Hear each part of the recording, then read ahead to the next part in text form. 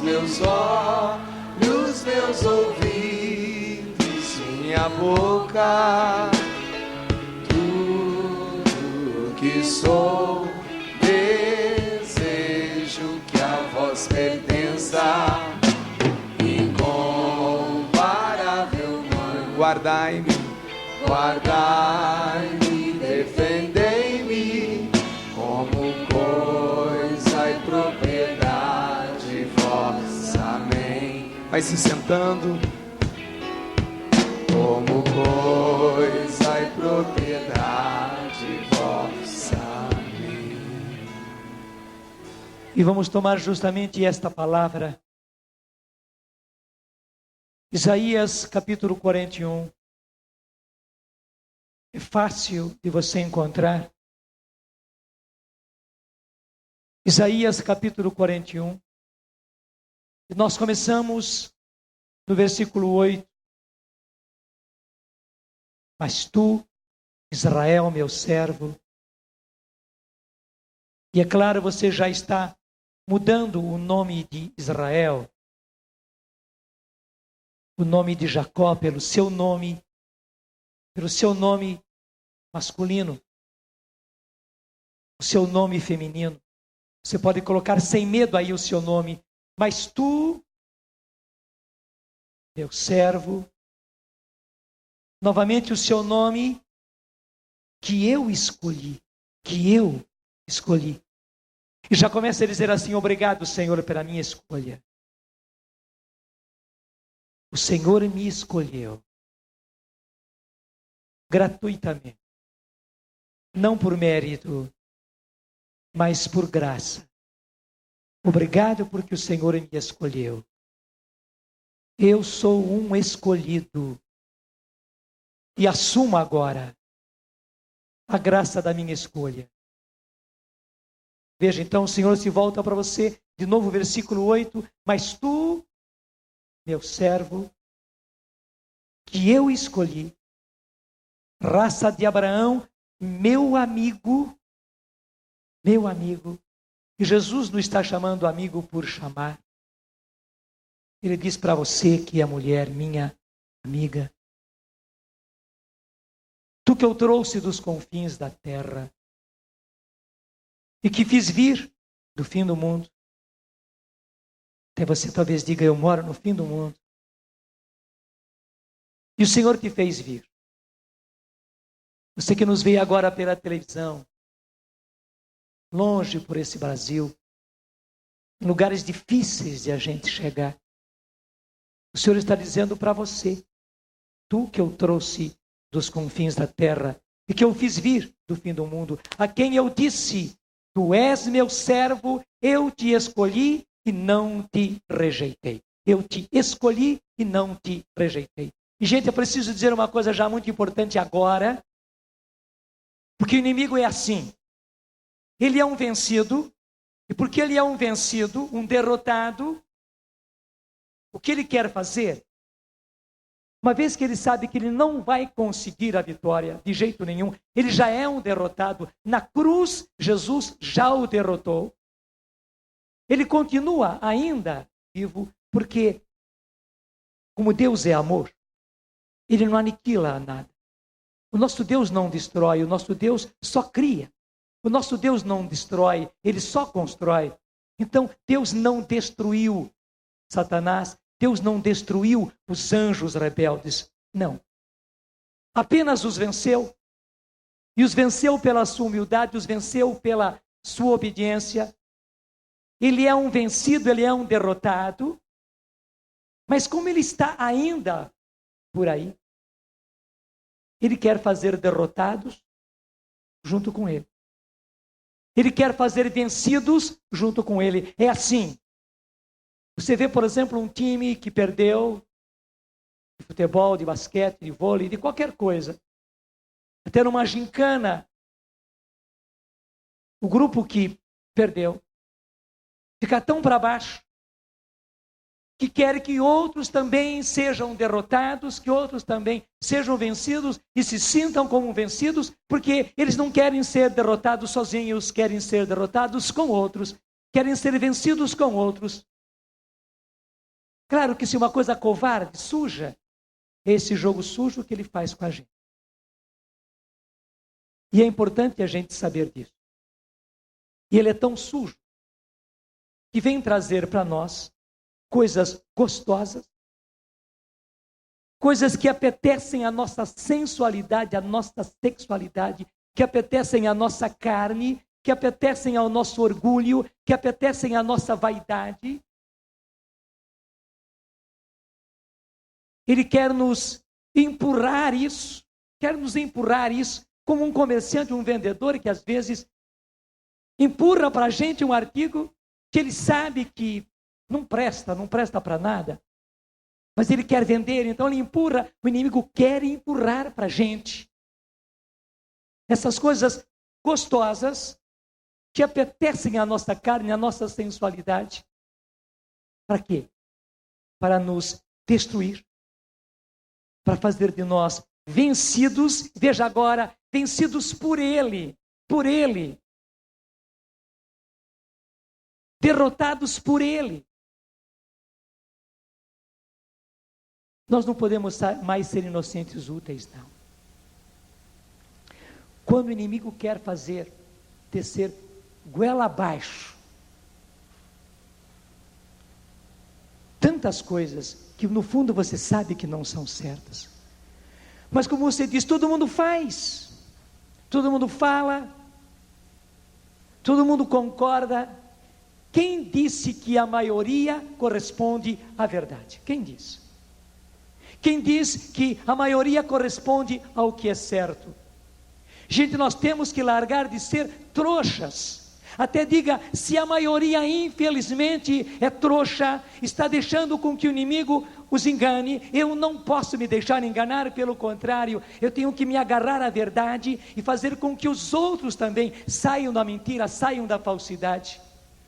Eu não posso ser mais um derrotado, eu não posso ser mais um destruído, não, e não posso mais ver colegas meus, colegas minhas sendo destruídos, covardemente destruídos, derrotados, postos no chão.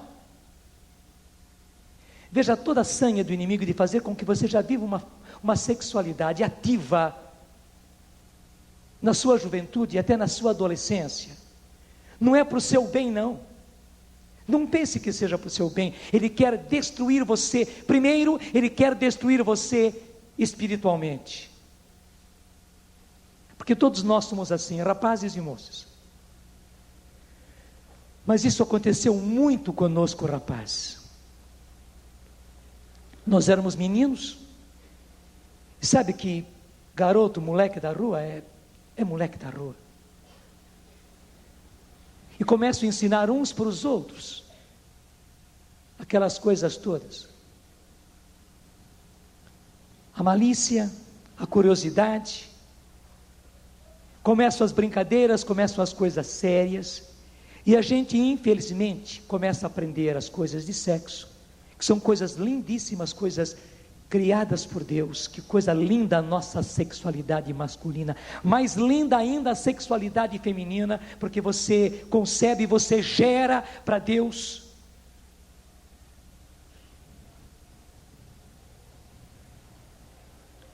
Mas estamos falando da nossa sexualidade masculina. Ela é linda, ela é muito linda.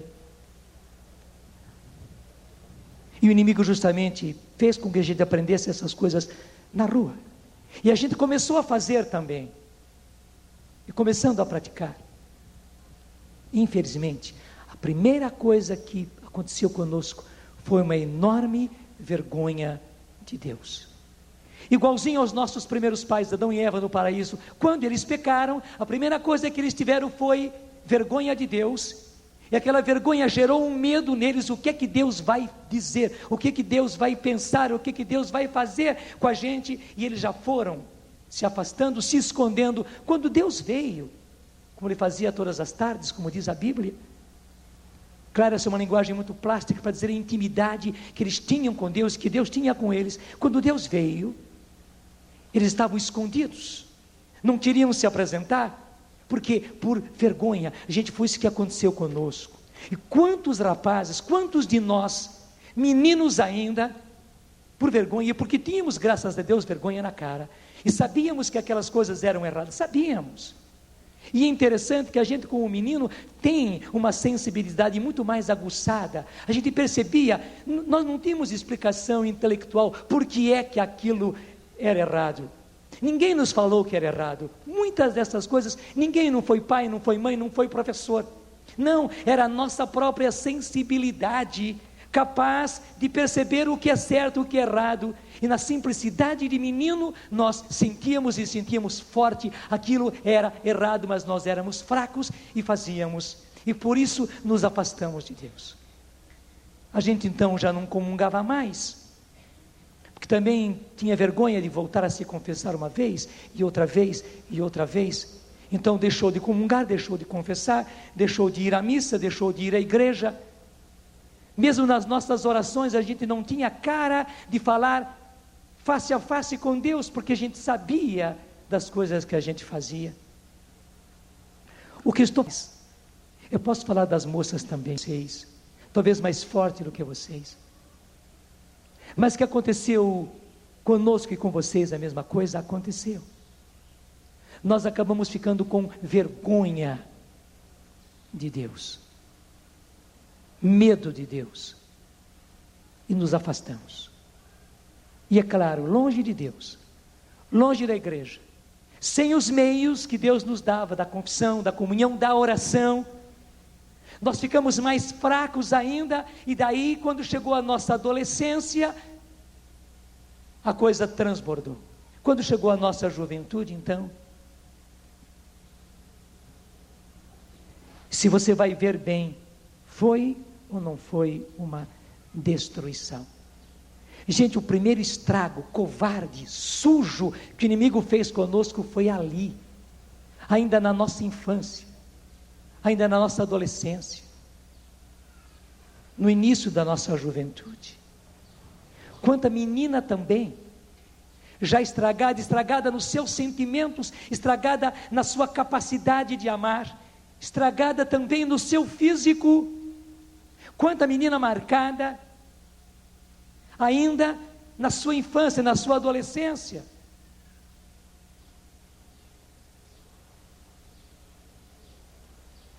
E a gente acabou ficando com vergonha de Deus. Eu nem sei o que mais aconteceu com você.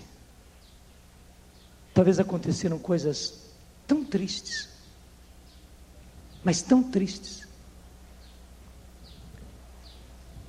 que acabaram abalando as suas estruturas. Eu tive a graça nesses dias de retornar lá a Assis, a cidade onde viveu Francisco, onde viveu Clara. Tive a graça de estar e de celebrar naquela igreja chamada Igreja de São Damião, onde Jesus, num crucifixo como esse, só que grande, bem grande, você talvez possa até estranhar um crucifixo assim. Ele é chamado crucifixo bizantino, é dos nossos irmãos orientais, da igreja oriental. É muito lindo porque o Jesus que está no crucifixo já é um Jesus ressuscitado, vitorioso. Ao lado dele está Maria, estão os apóstolos, estão os anjos. Lá em cima mostra Jesus ressuscitado, já chegando ao céu. Esse Jesus, na igreja de São Damião, falou a Francisco, dizendo: Francisco, vai e reconstrói a minha casa que está em ruínas. E foi tão claro, Jesus falou com voz audível, e Francisco escutou, que ele ficou tão tocado, tão impressionado por aquilo, que ele começou a reconstruir aquela igreja de São Damião. Ele pensava que era para reconstruir aquela igrejinha, mas foi providencial que daí ele uniu colegas, uniu outros jovens, rapazes, moças também, que vieram trabalhar com ele, primeiro na construção material, com pedras, para reconstruir aquela igreja. Mas enquanto eles reconstruíam aquela capela, Deus reconstruía a eles. Só depois que Francisco entende que Deus estava falando, que Jesus estava falando a respeito da sua igreja, da sua casa viva, de tantos jovens como ele, porque Francisco também pintou e bordou, ele foi o líder da juventude de Assis, e fez muitas coisas erradas, tanto assim que quando Jesus se encontra com Francisco, o arrependimento que ele sente é muito grande, muito grande. Nós pensamos sempre num Francisco apenas romântico. Não, Francisco também viveu um arrependimento muito forte, desculpa dizer, das besteiras que ele fez, das loucuras que ele fez. Francisco percebeu que reconstruir a casa de Deus, que estava em ruínas, era reconstruir a mesma juventude de Assis, com quem ele pintou e bordou. E Francisco viu que não era apenas uma juventude de Assis, era uma juventude de toda aquela região, de toda aquela Itália, de toda aquela Europa, gente da Europa inteirinha, da América não, porque a América nem tinha sido descoberta, mas da Europa todinha naquela época, vieram jovens para viver a vida de Francisco, e uma linda transformação começou a acontecer. Ele fez uma profunda mudança nas estruturas sociais, a partir de jovens que acolheram ser santos, como Francisco queria ser santo. De meninas que queriam ser santas, como Francisco era santo, porque Clara também aceitou ser santa, como Francisco era santo. Nós às vezes pensamos que Clara e Francisco andavam de mãos dadas por aqueles campos floridos, como nos é apresentado naquele filme, como é que ele chama? Irmão Sol, Irmã Lua. Pensamos que eles viveram assim. Não, não foi assim. Clara quis se consagrar realmente a Deus, e como naquela época, o único jeito de se consagrar a Deus era ir para um convento. A primeira coisa que Francisco teve que fazer, e foi dolorido, foi cortar os cabelos de Clara, e ainda está hoje, lá, onde está hoje o convento das Clarissas, os cabelos de Clara, cabelos muito compridos, cabelos loiros. É difícil encontrar uma menina que tivesse cabelos tão lindos quanto os cabelos de Clara, mas não foi apenas os cabelos dela que foram cortados, não, foi todo um passado que ela cortou. O cabelo era apenas a demonstração, e Clara então deixava todos os sonhos simplesmente humanos e se consagrava inteiramente a Deus para ser santa, para se reconstruir e construir santos. Santos rapazes, santos moças. Eles compreenderam e começaram todo um caminho novo de santidade, de reconstrução da casa de Deus, do templo de Deus, que são pessoas vivas. Gente, estando agora em Assis, eu pude ver a tristeza daquilo tudo abalado pelos terremotos, porque não foi apenas um terremoto, foram terremotos que se sucederam. As terríveis rachaduras que estão nessa igreja onde Jesus falou do crucifixo para Francisco. Na grande igreja, na grande basílica de São Francisco. Naquela outra igreja que foi construída para proteger a Porciúncula, que é a igrejinha que Francisco construiu, que ele chamou de Porciúncula, quer dizer, a minha partezinha, a minha herançazinha que Deus me deu. Foi ali que ele começou a vida franciscana. Tudo isso, gente, rachaduras tremendas, na casa das Clarissas, portanto das jovens que acompanharam Clara, e que ainda hoje vivem lá. Rachaduras na igreja, rachaduras no convento. E veja, essas rachaduras que estão nos prédios, são demonstração de que as estruturas foram abaladas pelo terremoto. Estando lá, mais uma vez o Senhor falou forte para mim, tanto assim que eu quis, é que eu não consegui trazer um crucifixo como esse, mas bem grande, quase como do tamanho daquele que está lá, Mas por que eu queria um crucifixo desse assim muito grande? Porque eu queria me recordar muitas vezes, quase que diariamente, ou melhor ainda falando, muitas e muitas vezes durante cada dia, eu queria me recordar, eu preciso me recordar, e digo a você, eu preciso me recordar daquilo que Jesus falou a Francisco, e falou para mim agora lá em Assis, assim como ele disse para Francisco: Francisco, vá, e reconstrói a minha casa que está em ruínas. Gente, o Senhor falou a mim, claro, não falou assim para eu ouvir no meu ouvido, mas falou no meu coração: Jonas, vai e reconstrói a minha casa que está em ruínas. E gente, hoje eu tive a graça de entender aquilo que infelizmente no primeiro momento Francisco não entendeu. Eu tive a graça de entender que esta casa não é uma casa material, não é uma casa de tijolos, de pedras, não. Essa igreja, essa casa de que Jesus falou, somos nós. É você. É providencial que o primeiro acampamento que nós tenhamos logo depois da minha volta seja de jovens, porque o Senhor me falou fortemente a respeito de vocês. Se eu até agora dediquei a minha vida, consagrei a minha vida, gastei a minha vida como uma vela se gasta pela juventude, pelos jovens, por vocês, saibam que daqui para frente eu me decidi a consagrar a minha vida mais ainda a vocês que são jovens, porque agora para mim é uma obrigação.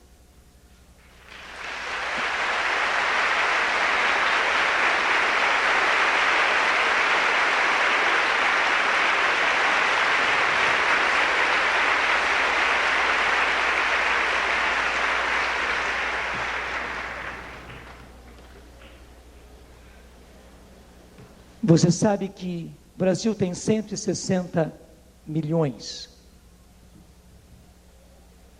de habitantes. E você sabe que dois terços da população brasileira é jovem, tem menos de 30 anos. 2/3. Graças a Deus é muito. Enquanto a gente vê a Europa um país envelhecido, porque não tem jovens, não tem crianças, nós vemos o contrário aqui no Brasil. 2/3. Quanto é 2/3 de 160 milhões? É um pouquinho mais do que 100 milhões. Gente, o meu campo de trabalho são 100 milhões de jovens. Estou gritando: dai-me almas, dai-me almas, dai-me todas essas almas desses jovens. Eu grito como meu pai Dom Bosco gritou, porque ele colocou inclusive lá no seu escritório, escrito em letras grandes: dai-me almas e ficai com o resto. E Domingos Sávio olhou aquilo e viu, era em latim. Ele não entendeu, pediu que Dom Bosco traduzisse. Dom Bosco traduziu para ele. Quando ele entendeu, dai-me almas e ficai com o resto, ele disse: eu já entendi, aqui se trata de um negócio de almas, um negócio de salvação, um negócio de santidade. E disse logo para Dom Bosco: eu sou o primeiro. Eu estou nas suas mãos como um tecido. O Senhor é o alfaiate. Pode começar a trabalhar em mim. Como o alfaiate trabalha no tecido, pode começar a trabalhar em mim. Eu quero ser o primeiro. E veja que beleza, com 15 anos, apenas 15 anos, Domingos Sávio foi canonizado, portanto decretado santo na igreja. Não foi fácil, porque os cardeais e todos os que trabalharam naquela causa perguntavam: mas como é possível um jovem de 15 anos já ser santo? Porque para poder ser canonizado é preciso provar santidade heróica. Não é qualquer santidade, é santidade heróica. E diziam: mas como é que nós vamos poder provar santidade heróica? Gente, eles estudaram, querendo retirar a possibilidade de ele ser santo de santidade heróica, e não conseguiram.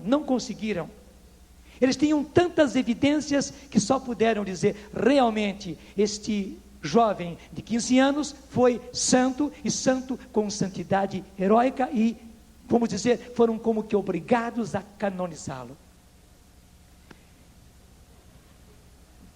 Senhor falou ao meu coração, eu tenho agora uma tremenda responsabilidade. Eu não sei quantos eu vou conseguir resgatar para o Senhor, não sei. Não sei quantos eu vou conseguir fazer santo, como Francisco, como Clara, como Domingos Sávio, eu não sei. Mas eu só sei que eu tenho um campo imenso de 100 milhões de jovens no Brasil, para salvar. E eu não posso me dar repouso. Eu preciso arregaçar as mangas. Eu preciso vestir esta camisa. E eu sei que eu não estou sozinho. Falando a você nessa manhã, eu sei que o Senhor está falando também com você, porque eu não entendo como eu, já com 60 anos, consiga ter tanta entrada com vocês jovens. O que eu tenho de especial?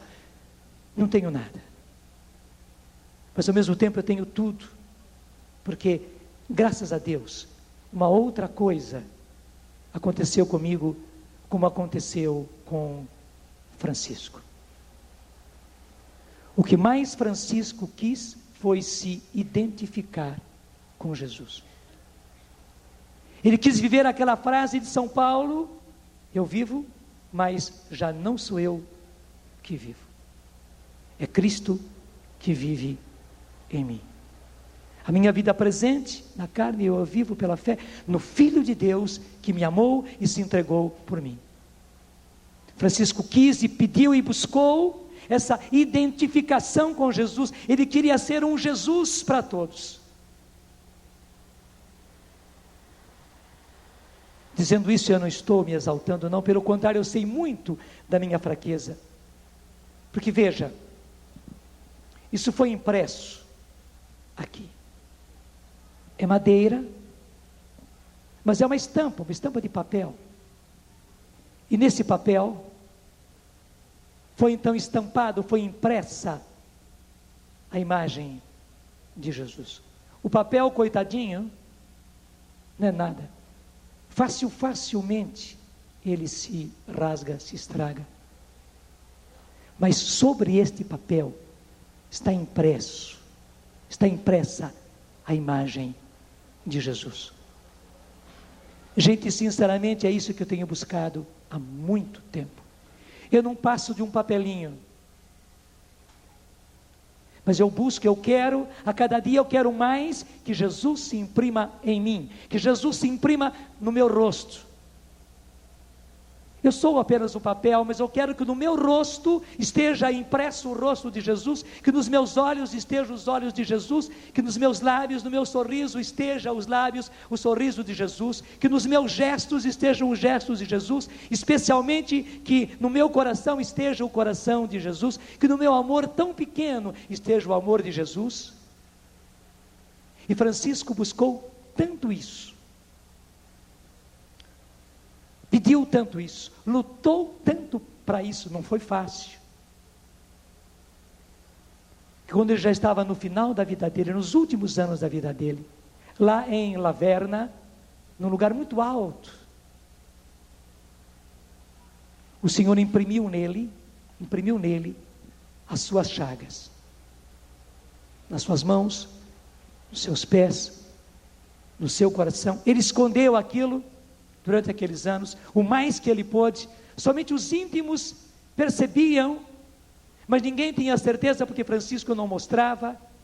Ele sempre tinha alguma coisa ocultando. Percebiam que eram como que curativos, daí eles desconfiavam. Mas quando ele morreu, quando prepararam o corpo dele, os irmãos de Francisco, os irmãos que o acompanharam na vida franciscana, puderam ver e puderam beijar aquelas chagas que estavam nos punhos de Francisco, nos pés de Francisco, no coração de Francisco. E puderam ver aqueles panos que sangraram. Jesus concedeu isto a Francisco. o que eu pedi a mim, o que eu tenho buscado e vou continuar buscando para mim, estou convidando você a fazer a mesma coisa. Estou convidando você a fazer a mesma coisa. Queira que os traços de Jesus se gravem, se imprimam em você. O rosto de Jesus no seu rosto. Os olhos de Jesus nos seus olhos. Os lábios de Jesus nos seus lábios. O sorriso de Jesus no seu sorriso. Toda a sua expressão facial, não mais a sua simplesmente, mas a de Jesus.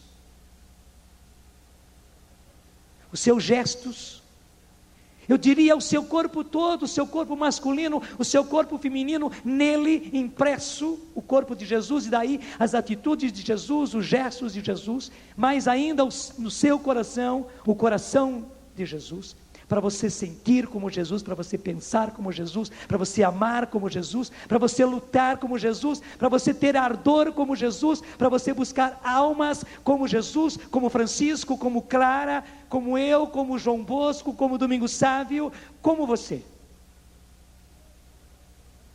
Gente, nós temos que largar de ser tímidos e dizer como São Paulo dizia e repetiu muitas vezes: sejam meus imitadores como eu sou de Cristo. Porque eu sou imitador de Cristo, me imitem. Claro, Paulo não queria pegar as pessoas para si, mas vocês acham difícil seguir a Cristo, imitar a Cristo, ser como Jesus? Então sejam como eu, porque eu na verdade estou imitando, estou buscando ser como Jesus, estou buscando viver como Jesus. Gente, nós temos que deixar a timidez e querer que isso seja real. Que outros jovens, que colegas seus, que até mesmo seu pai, sua mãe, seus irmãos, possam seguir você, porque você está seguindo Cristo.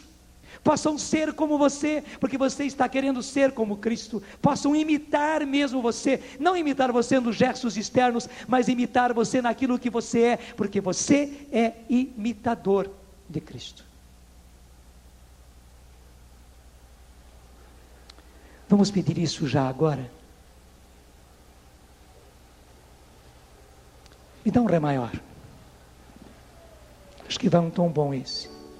Jesus, Jesus de Nazaré, o teu semblante eu quero ter, tal qual és tu, eu quero ser. Jesus, Jesus de Nazaré. Entra a orquestra, entremos nós todos, juntos, Jesus. Jesus, Jesus de Nazaré. O teu semblante, eu quero ter. Tal qual és tu, eu quero ser. Tal qual és tu, eu quero ser. Jesus, Jesus e Nazaré.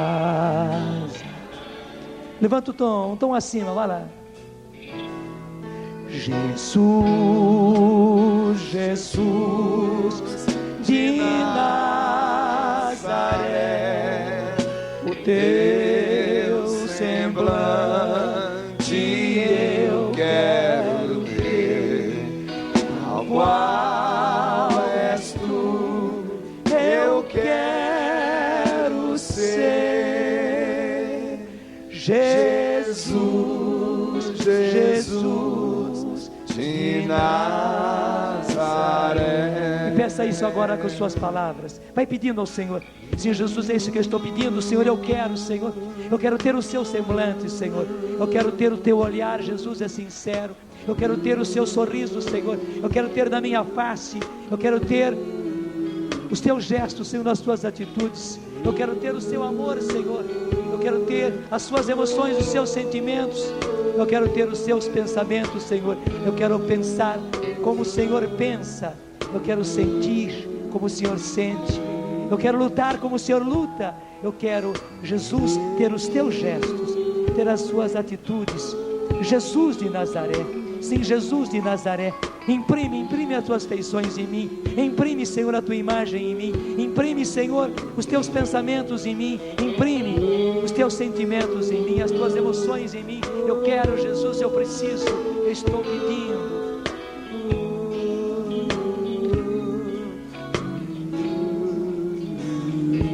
Canta baixinho. Jesus, Jesus de Nazaré,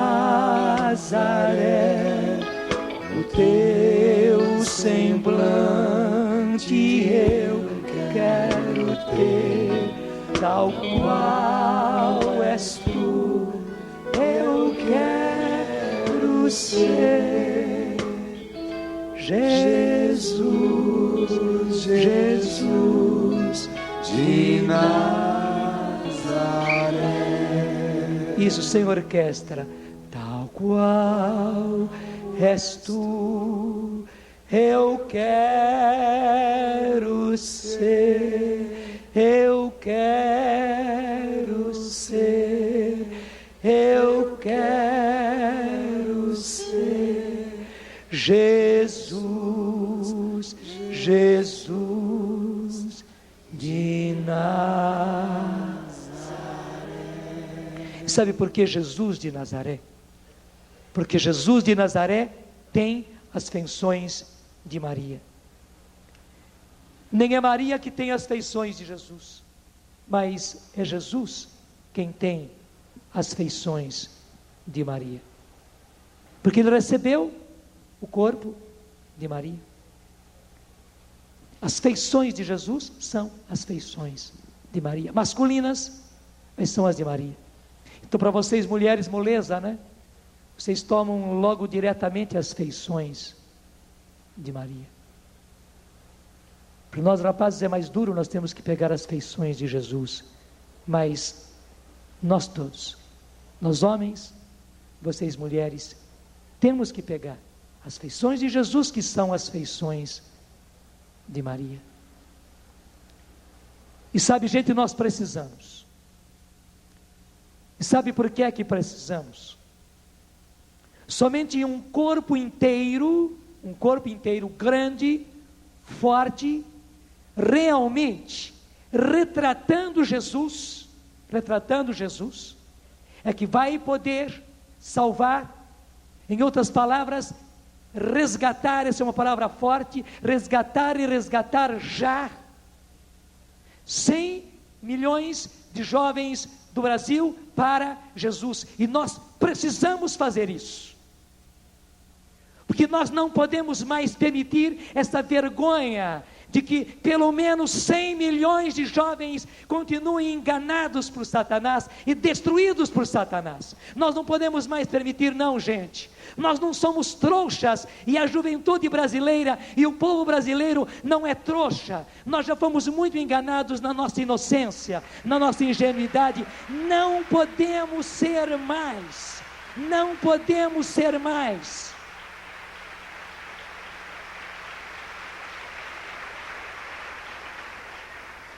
E os agentes de Satanás, porque ele tem agentes que agem, assim como os traficantes, os grandes traficantes, têm os seus agentes que agem por eles. Eles não aparecem, estão sempre escondidos.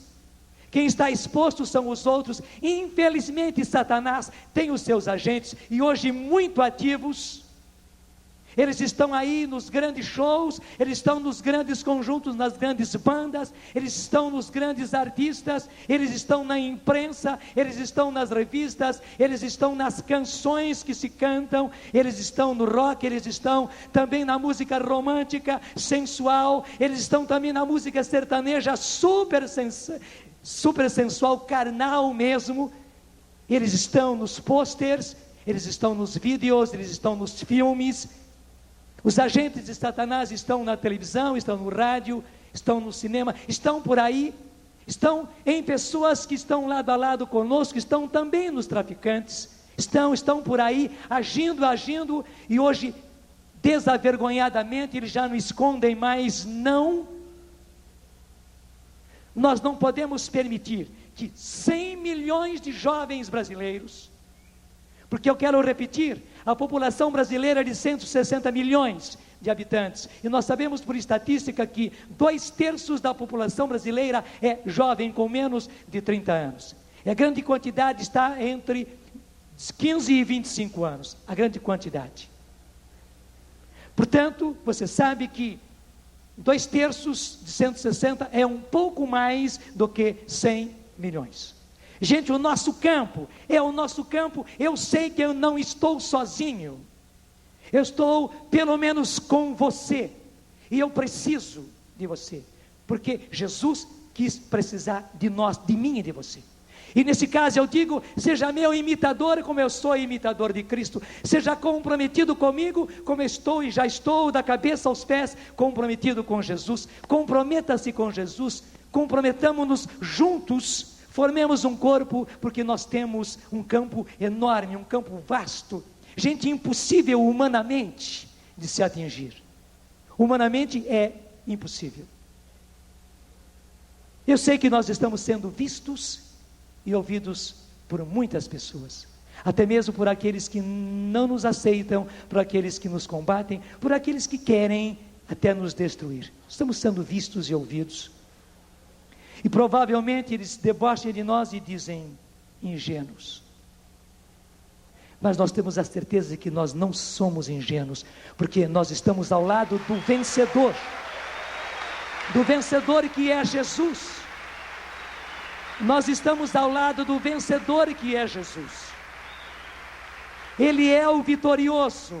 Jesus Cristo é o eternamente jovem. Repete comigo: Jesus Cristo é o eternamente jovem. Todos nós, Jesus Cristo é o eternamente jovem. Sim, gente, Ele é o eternamente jovem, e Ele é que está comprometendo a todos nós. Nós não podemos mais permitir esta vergonha de 100 milhões de jovens brasileiros enganados por Satanás e pelos agentes de Satanás, que só os está destruindo, porque você sabe muito bem, ainda ontem eu recebia uma notícia como essas, de alguém próximo de nós, que voltou da faculdade nesse final de semana, e até que essa menina pegou e entregou para a mãe: mãe, está aqui, olha o que eu recebi lá na faculdade, lá na universidade, ela está numa universidade. A mãe abriu e ficou espantada: mas, minha filha, o que é isso? Eu disse: mãe, deram assim, deram em quantidade, me deram esse pacotinho inteiro de camisinhas, está aqui. Os agentes de Satanás sabem que a camisinha não resolve, mas eles empurram goela abaixo de nós, justamente, eles não querem saber daquela que é a solução, que é a castidade, que é a santidade. Eles não querem saber, eles querem destruir mais jovens, eles querem matar mais jovens, eles querem dizimar.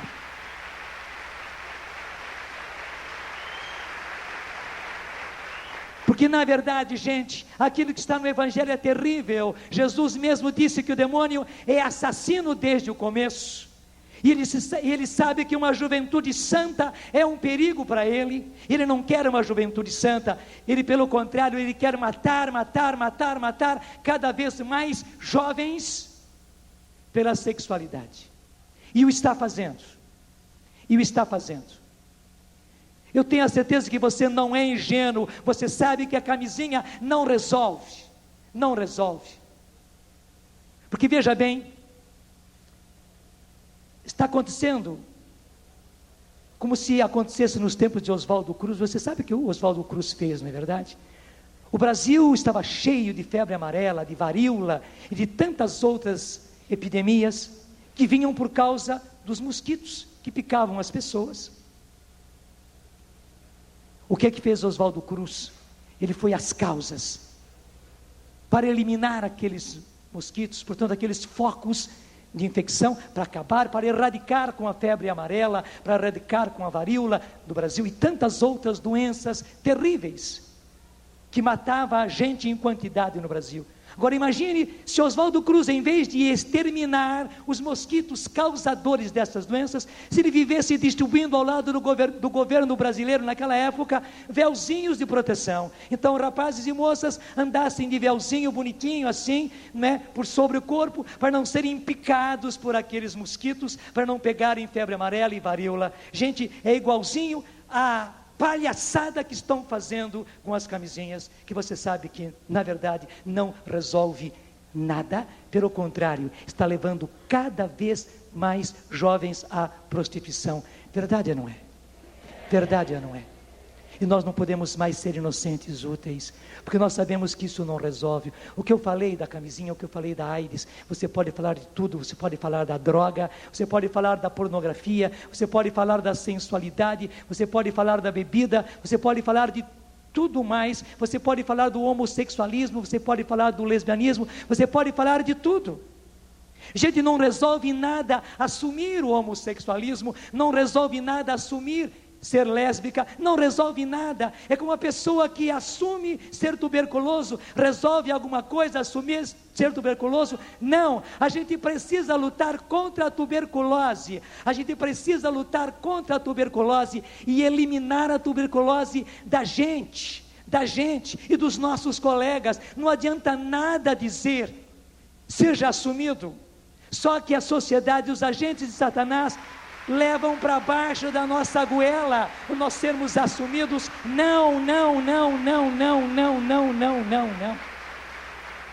E as leis que querem imprimir para nós, veja que coisa terrível, até mesmo a legalização da prostituição. As prostitutas vão poder ter carteira assinada.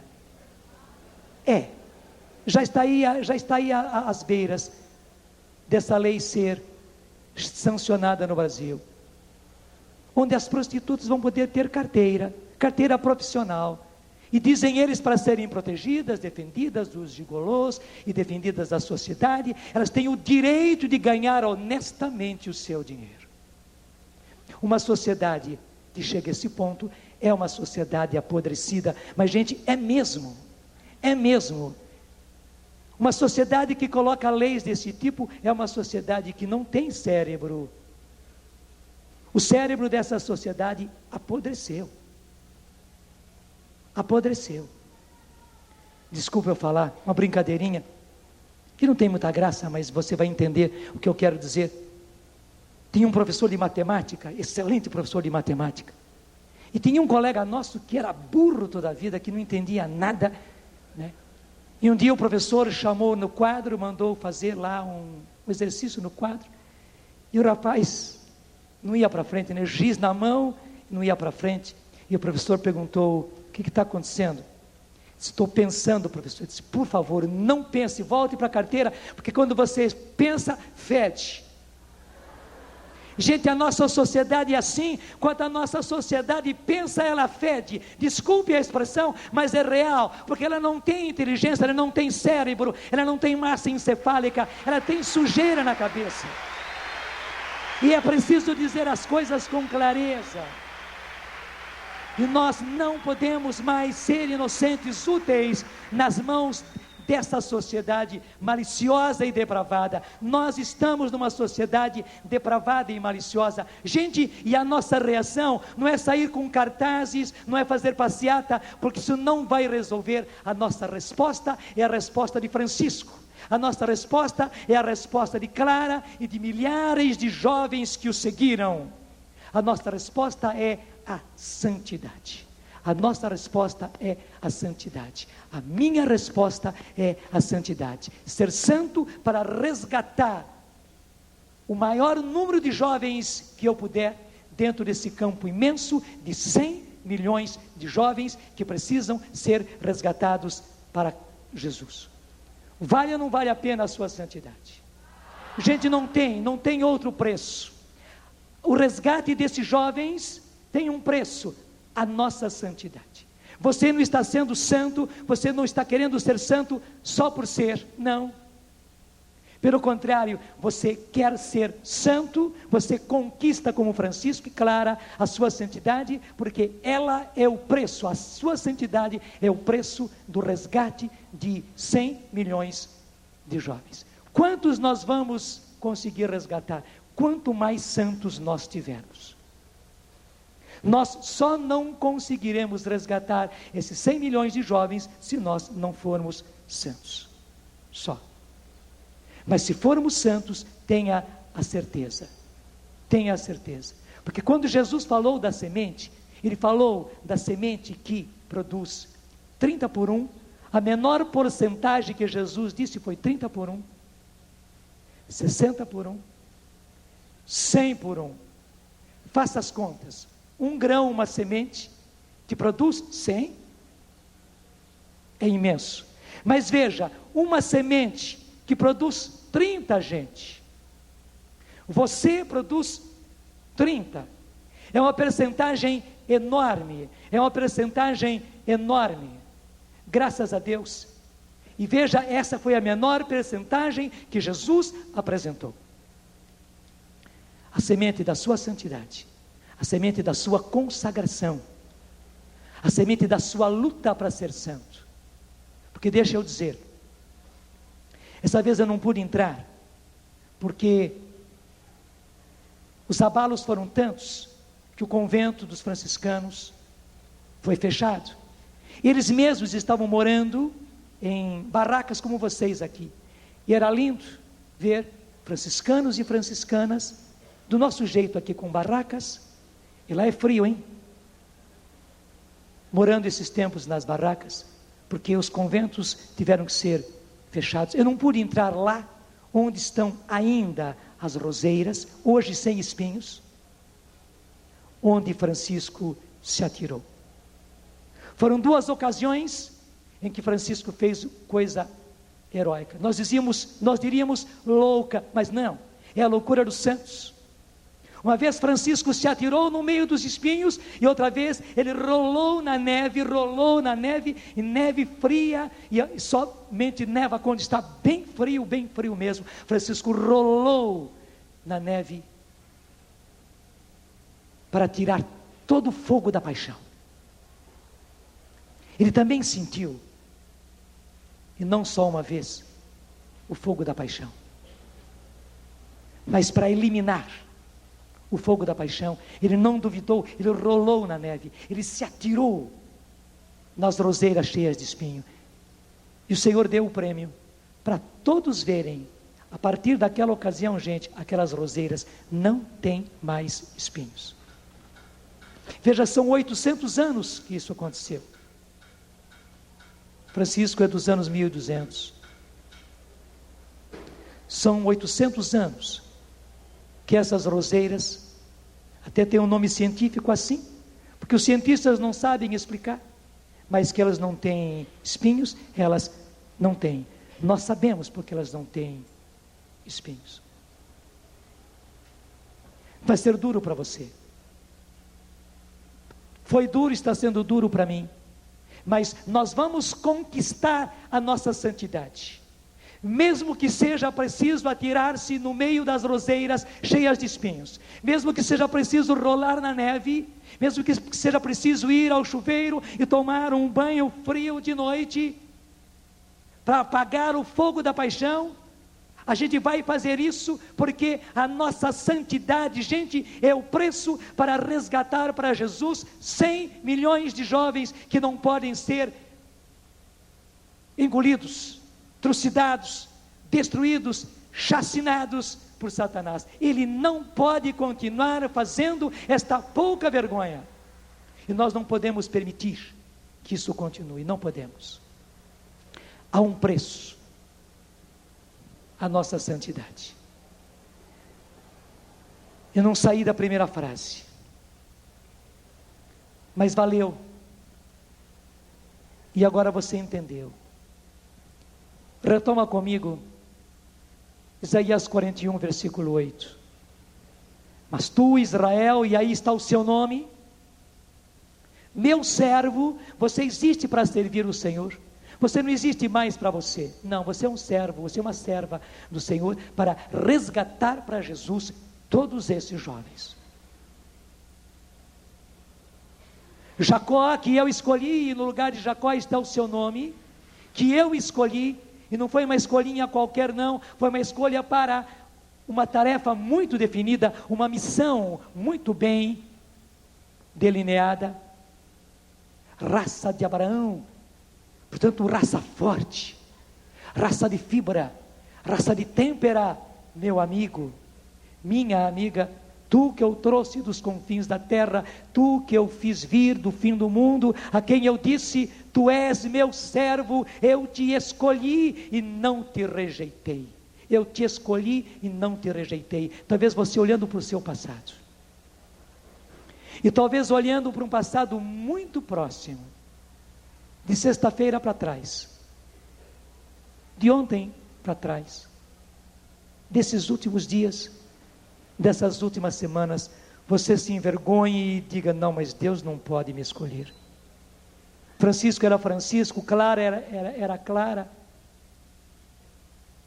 Ele não pode, Jesus não pode me escolher. Mas Ele dizendo para você hoje, tu és meu servo, eu te escolhi e não te rejeitei. Apesar de tudo aquilo que você fez, apesar de tudo aquilo de que você foi vítima, talvez você não fez porque você quis, você acabou sendo vítima, mas não adianta também você dizer, eu não tenho culpa, não foi eu que quis, não resolve, você é que precisa agora reagir. Você talvez não seja culpado de ter contraído tuberculose, mas você precisa combater a tuberculose. Talvez você não seja culpado de ter contraído câncer, mas você precisa combater o câncer. Talvez você não tenha sido culpado de ter contraído AIDS, mas você precisa combater a AIDS em você e nos outros. Talvez você se sinta indigno, mas o próprio Jesus diz, eu te escolhi e não te rejeitei. Eu não te rejeitei. O mundo te desclassificou, o mundo te sucateou. Eu não. Eu te escolhi. Nada temas, versículo 10, porque estou contigo. Nada temas. É uma tarefa enorme? É. É uma tarefa dura? É. Nada temas, porque eu estou contigo. É Jesus dizendo para você. Não lances olhares desesperados, pois eu sou o teu Deus. Eu te fortaleço e venho em teu socorro. Eu te amparo com a minha destra vitoriosa. Destra quer dizer a minha mão direita vitoriosa. É com a minha mão direita, com a minha destra vitoriosa, que eu te fortaleço, que eu venho em teu socorro, que eu te amparo. Vão ficar envergonhados e confusos todos aqueles que se revoltaram contra ti, serão aniquilados e destruídos aqueles que te contradizem. Em vão os procurarás, não mais encontrarás, serão reduzidos, serão destruídos e reduzidos a nada aqueles que te combatem, pois eu, Senhor teu Deus, versículo 13, eu te seguro pela mão e te digo, nada temas, eu venho em teu auxílio. Portanto, nada de medo, Jacó, pobre vermezinho. Sim, Jesus sabe que você é um vermezinho. Nada de medo, você é um vermezinho, sim. Fraquinho, fraquinho, fraquinho. E agora combalido por tudo aquilo que lhe aconteceu. Mas não tenha medo, pobre vermezinho. Israel, que é você, mísero inseto, você não passa de um mísero inseto. Sou eu quem venho em teu auxílio, diz o Senhor. Teu Redentor é o Santo de Israel. E veja agora a última frase, versículo 15. Vou fazer de ti um trenó triturador. Você sabe o que é o trenó? Que até usam lá no Alasca. Ele vai deslizando até por cima do gelo. E trenó triturador é aquele tipo de máquina agrícola que é usado para passar como trenó sobre a terra e ir triturando aquela terra que ficou endurecida, aquela terra de deserto como existe na Terra Santa. Esta máquina vai triturando, vai revolvendo aquela terra dura Vou fazer de ti um trenó triturador, novinho, eriçado de pontas, calcarás e esmagarás as montanhas, picarás miúdo as colinas com a palha do trigo. Para que isso, gente? Para salvar toda esta juventude. O Senhor vai fazer de você esta máquina, esse instrumento, esta ferramenta para dilacerar este solo, para revolver esse solo e resgatar para Jesus uma multidão de jovens. O nosso campo são 100 milhões de jovens. Esse é o preço da nossa santidade. A nossa santidade é o preço que temos que pagar para resgatar para Jesus esses 100 milhões de jovens, que nós veremos em céus novos e terras novas. Você imagine quando você conseguir enxergar, ver mais 30 que você conquistou. Mas melhor se você conquistar 300. Melhor ainda se você conseguir conquistar 3.000. Mais ainda se você conseguir conquistar 30.000, 300.000, 3 milhões. Gente, 3 milhões é pouco diante de 100 milhões. 3 milhões é pouco. 30 milhões. Eu sei que nós veremos. Eu sozinho talvez veja muito poucos, mas nós juntos veremos. E quanto mais jovens santos nós tivermos neste Brasil, quanto mais jovens com a têmpera de Francisco, quanto mais jovens com a têmpera de Clara nós tivermos neste Brasil, mais jovens nós teremos em céus novos e uma terra nova, porque o Senhor já está chegando, porque o Senhor já está vindo, e esses jovens precisam ser salvos, precisam ser resgatados, precisam estar com